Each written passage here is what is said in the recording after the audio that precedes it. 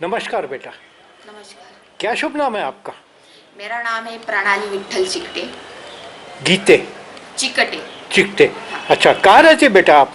मैं प्रॉपर मेरा गांव है पुनवट, तालुका वणी, जिला यवतमाळ, अच्छा, यहाँ से। यवतमाल। हाँ। ठीक है।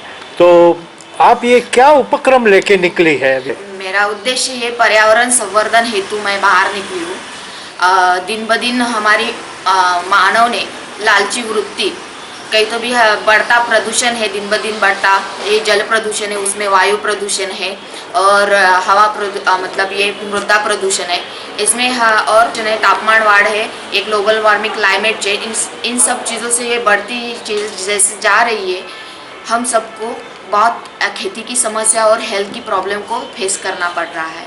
इस वजह से इन सब का जो कारण है वह मैं जानने के लिए पूरे महाराष्ट्र, मतलब मेरे गांव से थे, अभी 3 महीने हो गए मुझे, मैं बाहर निकली हूँ और ये जानने की कोशिश कर रही हूँ लोकल परिस्थिति और लोकल मानसिकता लोगों की, कि इसके पीछे लोगों को क्या पता है और लोग क्यों ऐसा बिहेव कर रहे हैं। और इसमें यह भी जानना चाह रही हूँ, पर्यावरण सिर्फ हम पर्यावरण जब बोलते हैं तो हम इसके सीमित रहते हैं झाड़ और पेड़ के अलावा भी पर्यावरण में और हवा, पानी, ज़मीन आती है, उसको हम ये कर रहे हैं, नानुस्त कर रहे हैं, इसका हम विचार नहीं कर रहे।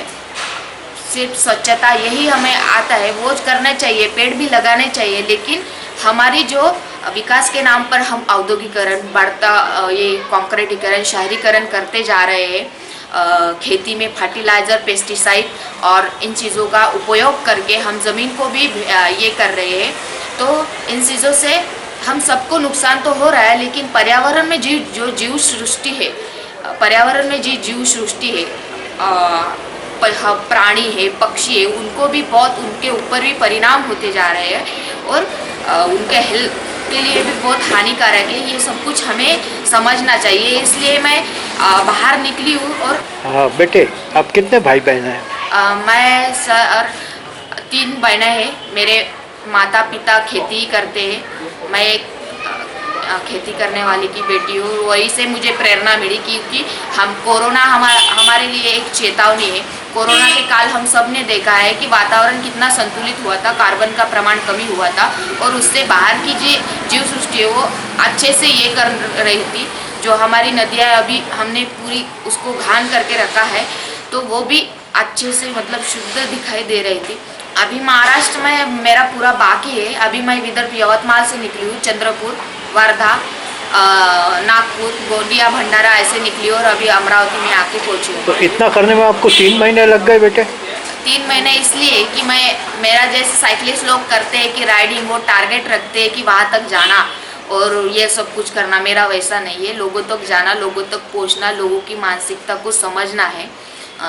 जैसे मुझे जितना पॉसिबल होता है गांव जाके, जिस गांव में ऐसी सभा ले सके, वहाँ जाके खेती के बारे में, इस बारे में समझा सकूँ और मैं भी जान सकूँ कि इसके पीछे कारण क्या है। ये सब कुछ चीज़ें हम करते रहे, हमारी जो उपभोगवादी जीवन शैली हम सब ने ये कि अपनाई है, इसके पीछे क्या कारण है मैं भी समझना चाहती हूँ। और खर्चा, मैं तो अकेली निकली हूँ, मेरे साथ कोई नहीं है, लेकिन समाज के बहुत अच्छे लोग हैं जो मेरे साथ है, इसलिए मैं अपने इससे कोई नहीं, घर से नहीं मतलब पैसों का ये नहीं कर, मैं अपने जो निकली हूँ लोग मुझे हेल्प करते हैं।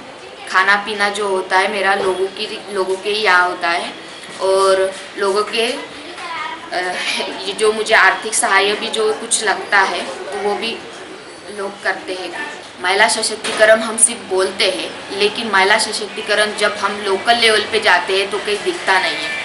आज भी जैसे हमें संवैधानिक अधिकार मिले हैं, सब कुछ चीज़ें यहाँ मिले, लेकिन आज भी एक स्त्री, औरत अपने स्वतंत्र विचार से निर्णय लेके और ये करने आगे नहीं जाती। कुछ ही अपवाद है ऐसे जो औरतें आपको दिखाई देती है, लेकिन आप जब, मैं यह भी जानने की कोशिश कर रही हूँ, जब लोकल स्थिति पे हम जाए, देखें अपने घर में भी, तो लेकिन एक बेटी, एक माँ की बाहर जाने के लिए कितना उसको ये सब कुछ करना पड़ता है। ये साहस इसलिए है कि एक लड़की भी सब कुछ कर सकती है। नहीं, मतलब मेरा टारगेट होता है 60 से 70 किलोमीटर ऐसा चला लेती हूँ, कभी कभी उससे भी ज़्यादा होता है।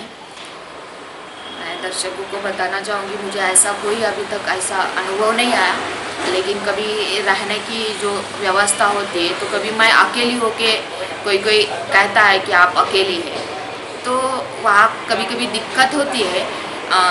हुआ है, लेकिन ऐसी अड़चन मेरे साथ कभी हुई नहीं, क्योंकि वो समय सूचकता से मैं ये सब कुछ करती हूँ कि कहीं तो भी हमें थोड़ा सा एक पैर पीछे जाना होगा।